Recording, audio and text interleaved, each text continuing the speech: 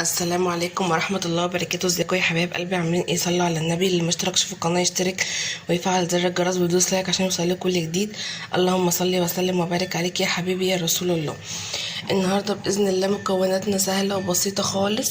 هنعمل مع بعض كفتة الخلاط. كفتة الخلاط، ايوه كفتة الخلاط جديدة دي.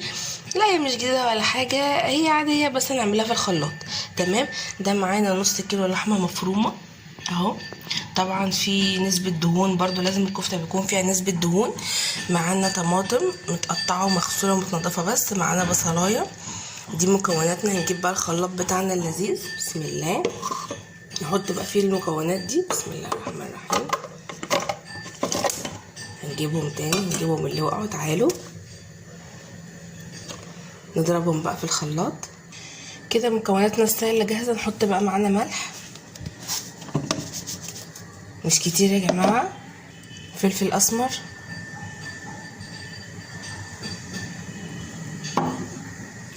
حبة من بهارات كيس كفتة الحاتي.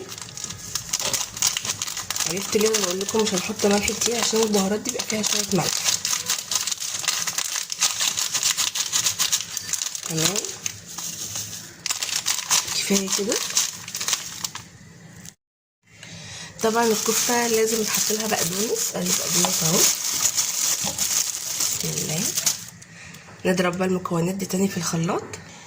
تمام كده بقى عملنا كل الخليط السايل في قلب الخلاط.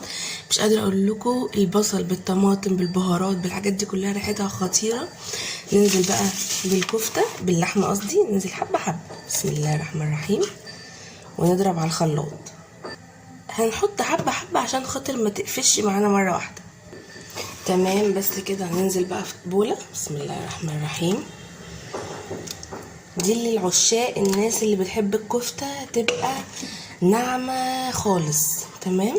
ننزل بقى عليها بالبقسماط بتاعنا. دلوقتي الكفته بتاعتنا بقت جاهزه خلاص. حطينا عليها البقسماط، فضلت احط عليها بقسماط لحد ما تماسكت معايا كده. تمام عشان اعرف ان انا اصبحها. ودلوقتي معانا الصينيه دهنينها سمنه بلدي. انا بحب ادهن الصينيه سمنه. وده منظر الكفته بعد ما صبعتها اهو. طبعا مشغله الفرن يسخن ونحطها في الفرن. وجبت كمان طماطم غسلتها وحطيتها في قلب طبق وحطها في الفرن عشان خاطر نعمل طماطم مشويه مع بعض. هحط دي في الفرن ولما تطلع هوريكم بقى منظر الكفته اهو. بس ما شاء الله. والمكرونه طبعا بصوا الصابع جميل ازاي ومش مفكوك من بعضه ولا اي حاجه. حلوه قوي، جربوها بالطريقه دي. طبعا سلطه الطحينه وميه السلطه والطماطم المشويه اللي قلت لكم عليها بنقشرها من القشر وبنحط عليها شويه ملح وفلفل اسمر وبس على كده. والبيبسي. وطبعا جربوا بقى الوصفه دي ان شاء الله تعجبكم. ما تنسوش الاشتراك في القناه وتفعلوا زر الجرس وتدوسوا لايك عشان يوصل لكم كل جديد. مع الف سلامه.